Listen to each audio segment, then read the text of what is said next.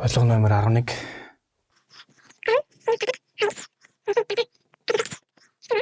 Тэнцүүдийг гэсэн нэгчлэгийг бодгсон байна.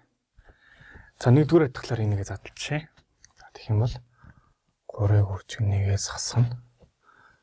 Косинус квадрат 2x болно.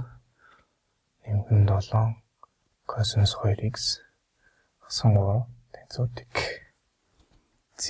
За задлаад косинус 2x-ийг c-ге орлуулчихъя. За энэ биччихье. Косинус 2x-ийг c-ге орлуулвал за юу болох вэ гэхээр 3-аас хасгана. 3-ыг үржих 1-ээс хасгана.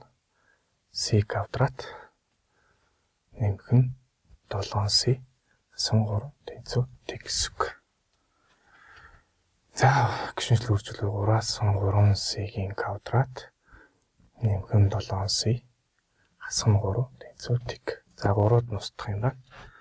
За тэгээд баруун түвшний гаргавал 3c-ийн квадрат хасгана 7c тэнцүүд.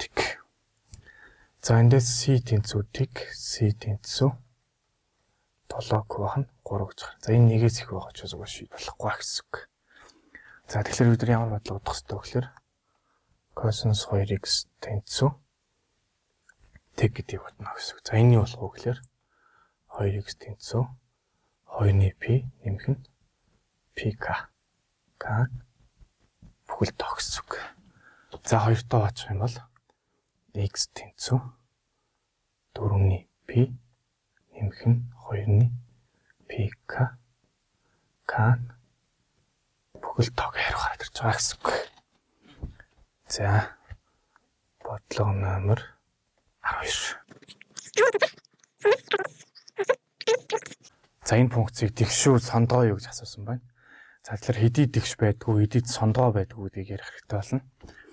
За тэгээд bx-ийг орлуулахад за магадгүй нэг y утга гардаг байлаа гэж бодъё. За тэгвэл хасах x-ийг орлуулахад хасах y утга гардаг байвал энэ функцийг юу гэж хэлэх вэ гэхээр сондгоо функц гэж хэлдэг. За харин fx дээр y гардаг мөртлөө f хасах x тэр мөн адилхан y гарч ивэл энэ функцийг юу гэж хэлэх вэ гэхээр тэгш функц гэж хэлдэг. Тэгш.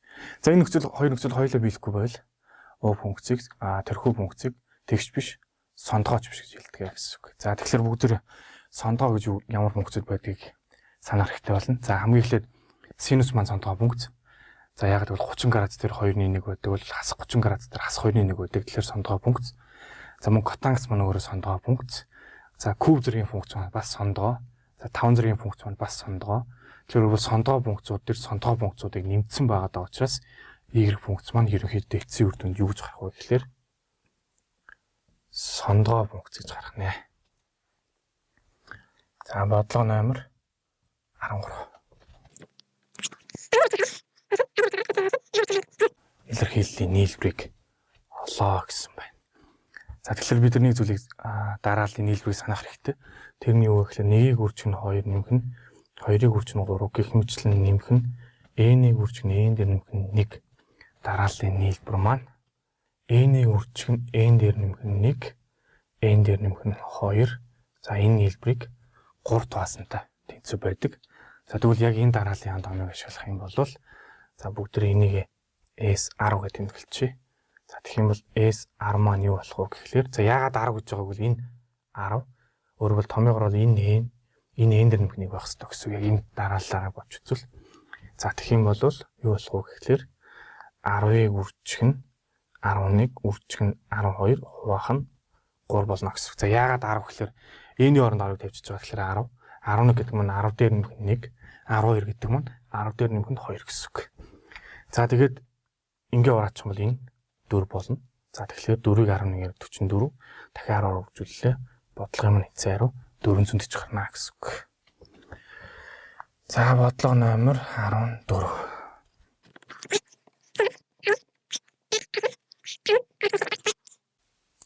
За бидний ашиглах гол санаа нь юу гэхлээр за энд биччихье. Өөрөөр хэлбэл синус арк синус x бол x дээр зүйд гэдгийг л ер нь ашиглаж яах гэсэн үг. За тэгэхээр юу болох вэ гэхлээр за косинус нь адилхан байдаг. За косинус арк косинус x тэнцүү x байдаг гэсэн үг. За тэгэхээр энд косинус байгаа учраас бүгд энийг косинус болгоё. Тэгэхээр нэгдүгээр адилхлаар нэгээс хасгана. За язгуурын дор косинус квадрат за 2 арк косинус 5-ны 3 гэсэн үг. Ийм болж байгаа гэсэн үг. За 2 арк косинус гэж аргумент нь 2-той байгаад байгаа учраас бид нар юуг ашиглах вэ гэхээр косинус 2 альфагийн томьёо ашиглана. За тэгээ бид нар бүгдийг косинус болгох зорилго тавьж байгаа учраас косинус 2 альфа боллоо косинус квадрат альфа хасгана гэж задлана гэсэн үг.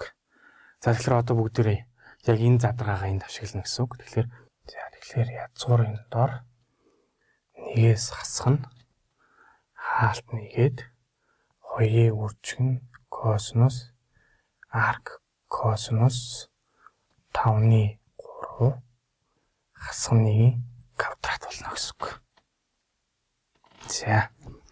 За задлаа бичих юм бол язгуурын дор нэгээс хасгана.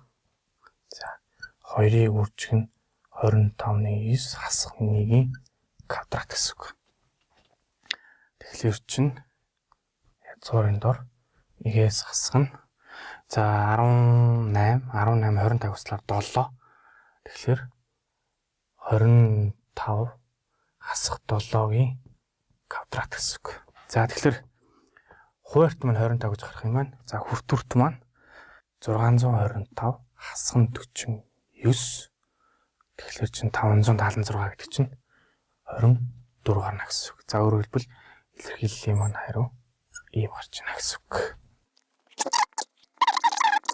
За тэгээ бидний олох ёстой юм нь гэхээр F 2014-ыг олоо гэж байна. Энийг олох юм байна.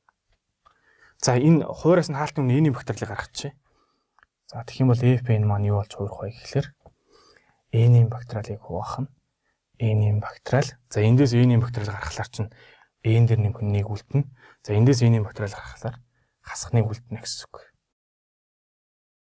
N-ийнтэй урагдчихлаар 1-ийг хуваах нь N болчих гэсэн үг. За тэгэхээр манай F 2014 гэдэг бол 1-ийг хуваах нь 2014 болно гэсэн үг.